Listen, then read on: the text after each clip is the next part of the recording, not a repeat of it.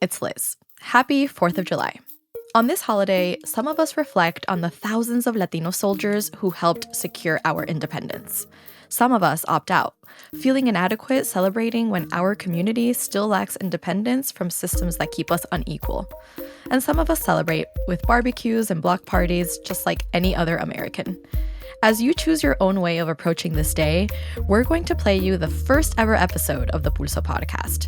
Here, we tell the story about the almost forgotten Spanish version of our national anthem and the people who made sure it wouldn't be lost.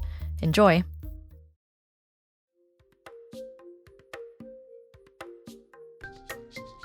When someone hears the national anthem at a naturalization ceremony or at the Olympics, the song is meant to instill a sense of pride in the United States.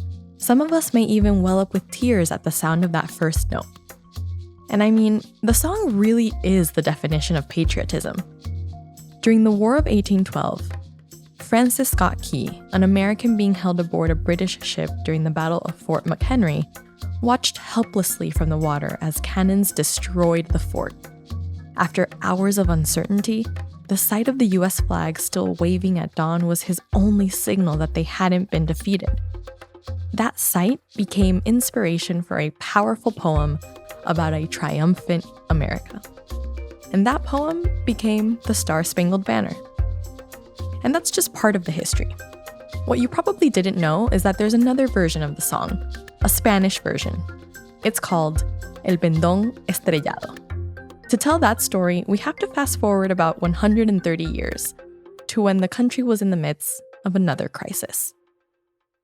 In Latin America and the Caribbean, there had been strong anti-American feelings about what the United States was doing, particularly in the Caribbean. And if we didn't engage, then the Italian and German fascism was going to increase their presence and their influence. To talk more about this, we've invited Dr. Frank Mora to the Pulso podcast.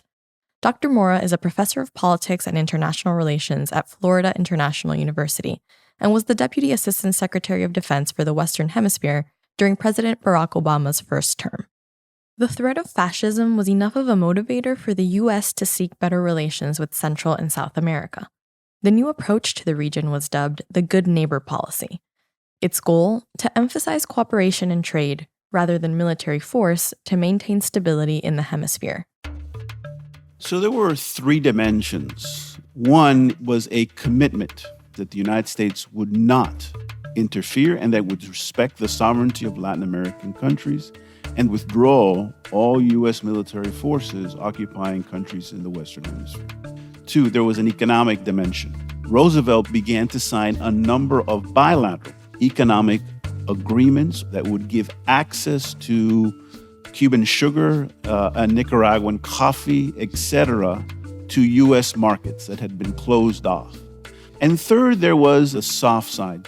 The cultural component of this was about how do we compete with the notion that our ideas, that our values are better. The U.S. Embassy in Asunción would take a movie produced for the purpose of Latin America, and they would travel from Asunción to the middle of the countryside, taking the film in a ox cart and then finding some white wall and just throw the image of the movie onto the wall so that the campesinos could see American society and culture.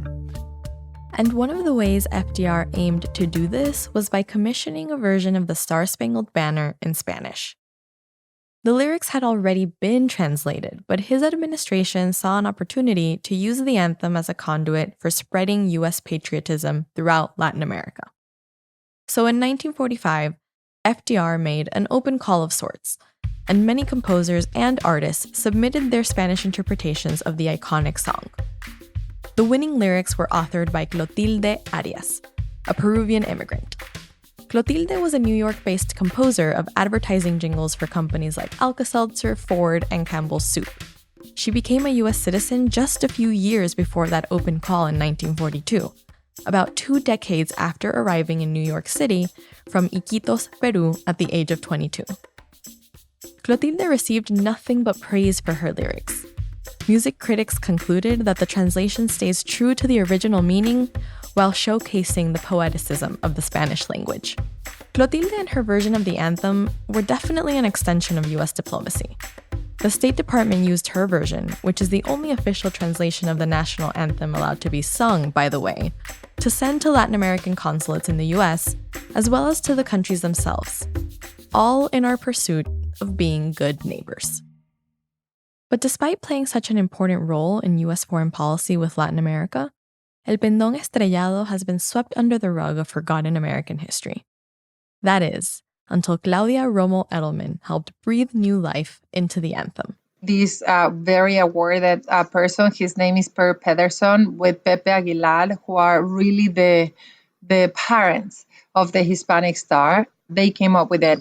The national anthem was used in 1912 by the Smithsonian Museum. They sang it in a chorus, in a small choir there at the museum, but we wanted to bring it main stage. Here's Claudia talking about the first time she heard El Pendón Estrellado. It was so powerful. Every one of us started crying, Hispanics and non-Hispanics. It was so moving. Everybody felt like the cold sweat in your spine going through and saying like, this is going to be historic. We wouldn't even know about this version of the anthem if it weren't for Claudia's organization, the We Are All Human Foundation, and their campaign, Hispanic Stars.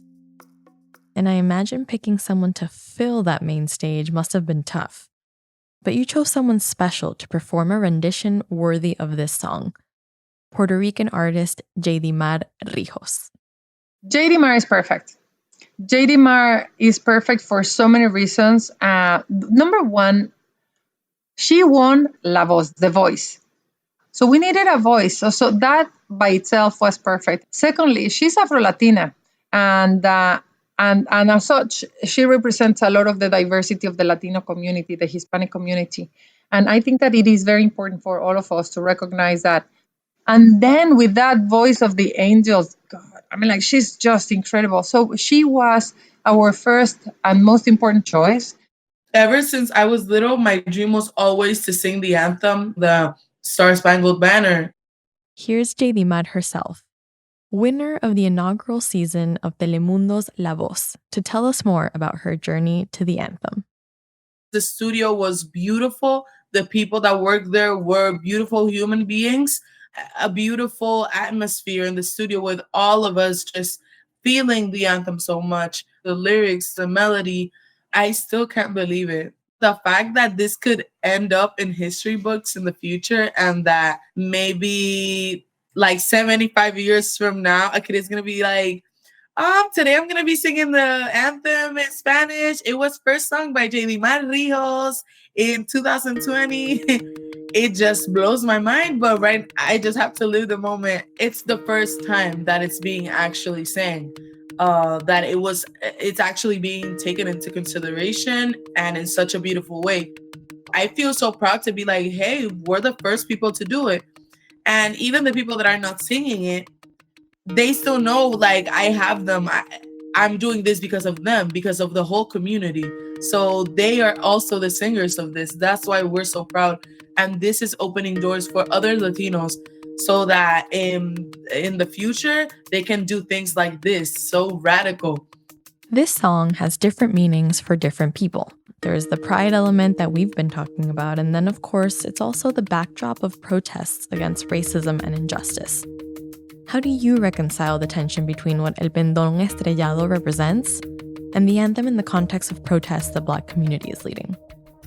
I am totally agreeing with the protests of Black Lives Matter, and I'm all for it. Really. We're not doing this because we want to, it's because we have to. So this anthem is almost like that. It's really, there's a form of kneeling too. I've read comments of people hating on it and being like, why do you have to do that? The lyrics are fine just as they are. So yes, this is us also. I hope they blast this anthem everywhere, because we want to be seen. We want to be known. There are moments when we get to truly take in how far we've come as a nation. Listening to an Afro-Latina flawlessly singing El Pendón Estrellado, our national anthem, is one of them. Mirad, podéis ver al sutil clarear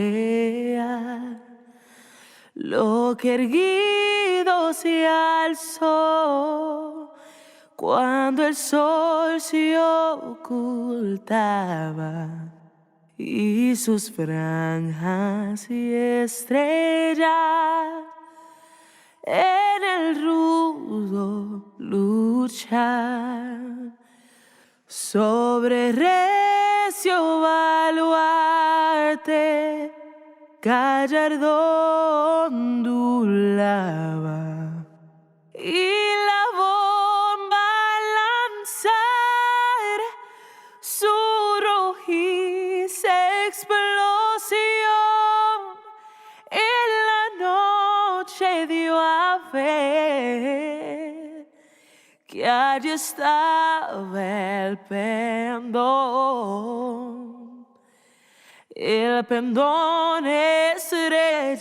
estrellado, tremola feliz en la tierra del valor, el libre país.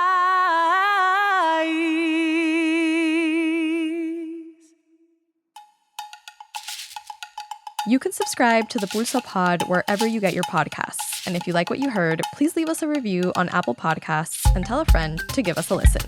Have questions or story ideas to send our way? Send us an email to info@projectpulso.org. This episode was produced by Charlie Garcia and me, Liz Alarcón.